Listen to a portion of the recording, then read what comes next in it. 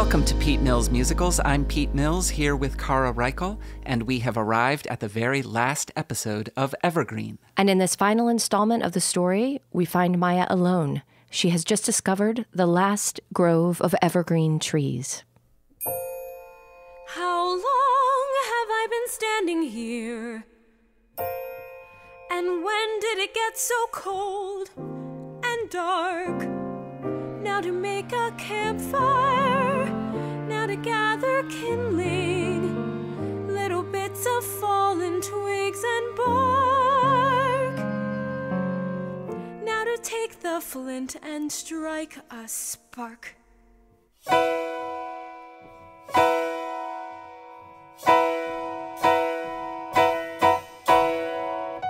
A spark caught. A tiny wisp of a flame began to flicker on one of the bits of bark. Maya sheltered it with her hands and breathed on it as gently as she could. The little flame grew and spread across the pile of kindling. Soon the blaze was strong enough for Maya to feed it with twigs and then sticks as thick as her arm.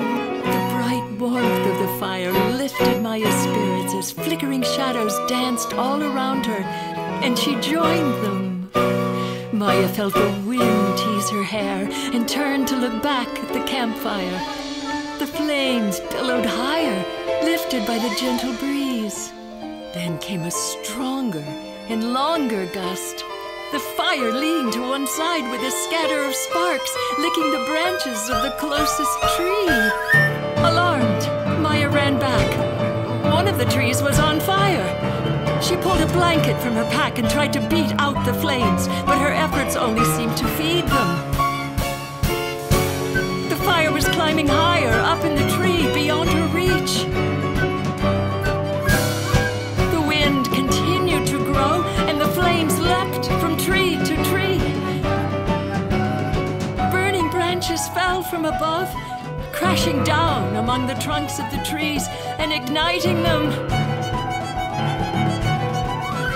The smoke was so thick that Maya was forced to run, climbing back up to the rim of the crater. With tears and smoke in her eyes, she watched as the entire grove of evergreens was consumed by the fire. As the smoke finally began to clear, Maya crept back to the smoldering ruins of the grove and huddled near the charred trunks for warmth. But soon, even the last glowing embers winked out, and Maya was alone in utter darkness.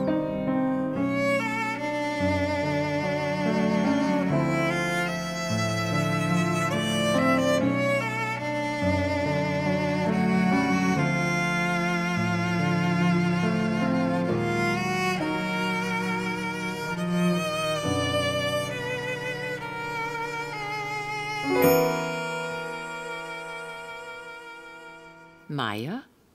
Grandmother? Is that you? Yes, Maya.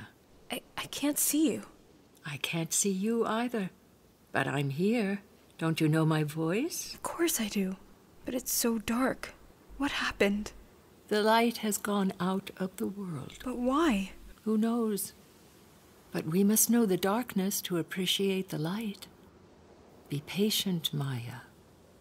Grandmother? Yes? I'm sorry I didn't believe you. I'm sorry I wouldn't listen. It's all right, Maya. I wanted to see for myself. And what did you see? Oh, Yamma. I found them. The evergreens. I saw the trees. And? How was it? Just as you said. They were tall. Taller than 50 men, with arms and shoulders reaching out to climb on. And Yamma, the smell. You never told me about the smell. So clean, so sharp, and new, like green morning and breath, like hope. That's very well put, Maya. How could I forget? But Grandmother, the trees, the fire, the wind came and the sparks, They flew up to the branches. I didn't mean to. You tried to stop the fire from burning, Maya. But you don't understand. It was too late. They burned. They're gone. Joshi's gone too. He followed me, and now he's trapped in the stone forest. What is gone may come again. How? Feel, there, by your hand. Ouch! Oh, you found it, even in the dark. It's sharp. What is it? It is the new beginning. You will take it and keep it safe, and when the time comes, you will put it in the earth and wait for life to come again. How will I know when it's time? Oh, you will know, just as you knew it was time to make this journey. Grandmother, what will happen now? You must go back, of course. You must tell them what you saw. But they won't believe me. Does it matter? If only Joshi could help. You wouldn't be able to keep him quiet. But how can I free him? And even if I can, how can we get home? It's so dark, I can't even see the stars. Yamma, will the light ever come back? Perhaps. What do you mean? It is up to you. You must begin again. Begin what? The story. I don't know if I remember the words. Do you know how it starts? I think so. Then say what you remember, but make it your own. When I was a girl, in happier times than these, growing all around us, there was a thing called trees. Ooh, there was a thing called trees, rising from the ground, to sway in a gentle way, taller than the tallest temple. There was a thing called trees. Ooh, there was a thing called trees. Ooh, there was a thing called trees. And as Maya stood in the deep darkness at the heart of the volcano, she heard the voices begin to grow in strength around her, and she knew she wasn't alone. Then she put her foot out carefully and found that underneath it there was a soft path. Slowly, she began to move forward again, one foot in front of the other, almost creeping at first, but gradually faster and faster until she was practically flying down the slope of the mountain. Ahead of her, she could see the trunks of the stone trees thrusting up from the ground, and she sped towards them. She remembered the way exactly. And before long, she saw Joshi standing in front of her, just as she had left him. Suddenly, she knew what she had to do. She took the sharp pine cone she still held in her hand and placed it in Joshi's cold stone palm. She pushed on his stiff fingers, and they closed around it. And as she watched, his hand turned from solid rock to warm, living flesh, and he began to breathe again.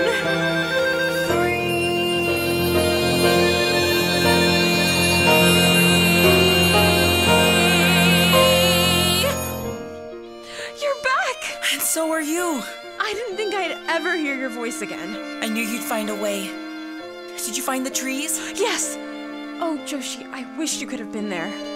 It's all right. I don't need to see them. But you wouldn't believe how... No, Maya, I do believe.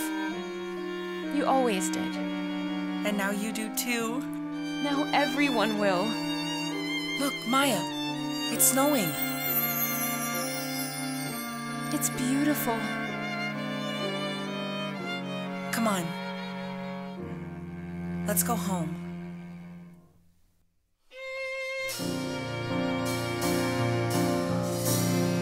There are stories in the stars that the sailors used to steer by, and wherever they would go, they would know that an old familiar friend would be near.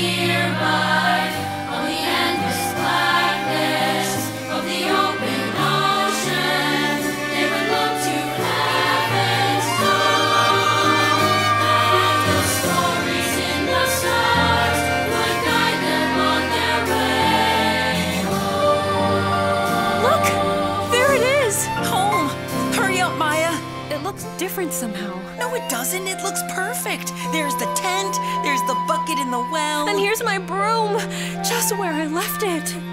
It's us! We're back! Joshi, is that you? Yes, Yammo, we did it. I didn't get to see the trees, but Maya did. And look what she found. What's that?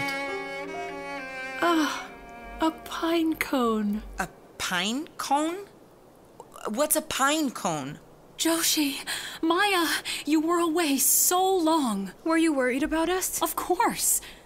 But Yamma told me you would come back when you were ready. We followed your trail, but we lost your tracks in the northern dunes. There were signs of a great storm. I thought we'd lost you for good.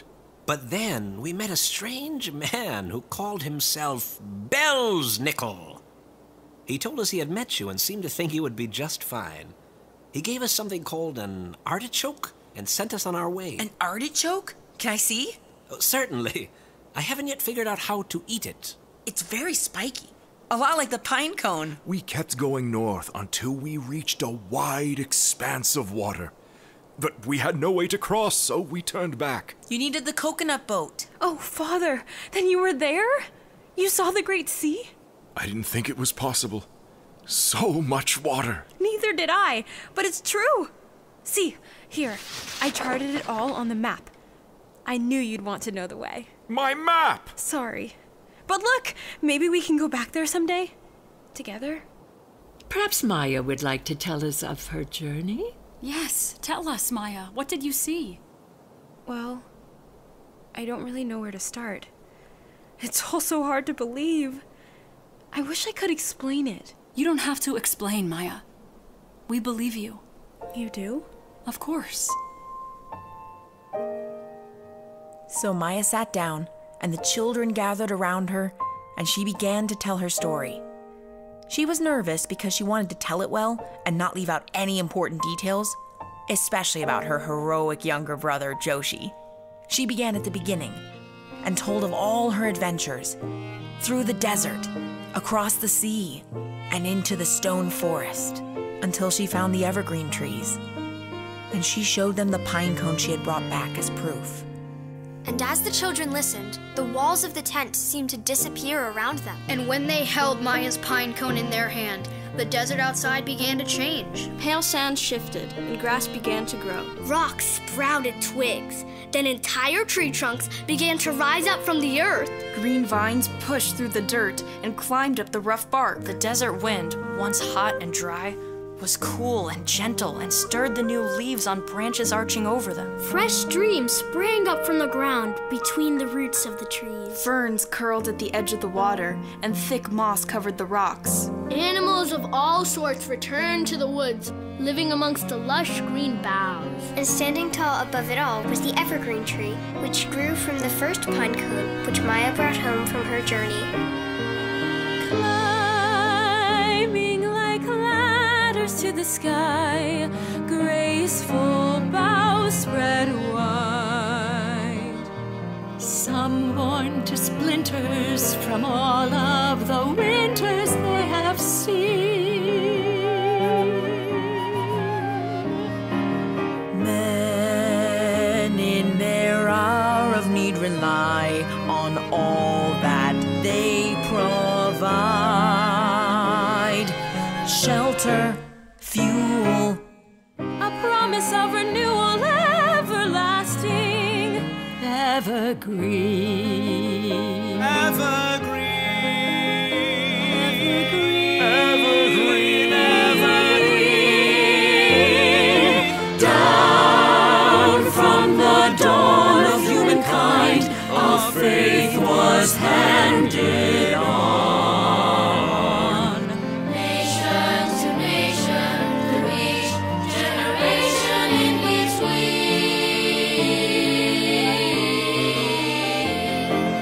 Faith that when summer's at an end and warmer days have gone, always, truly, this world can be newly made.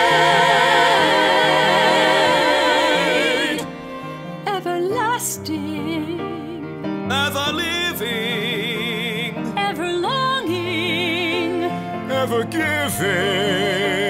ever hoping, ever praying, ever changing, ever staying, Ever learning, ever knowing, ever yearning, ever growing,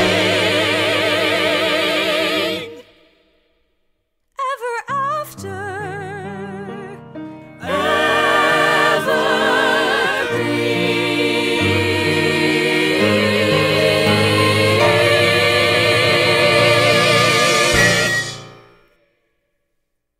That's the end of the story. Thank you so much for listening. We hope you enjoyed it, and there will be further episodes to come which dig into the research behind the story, the behind the scenes of how we recorded this, and interviews with the performers. So we hope you will come back and check out the rest of the Evergreen season.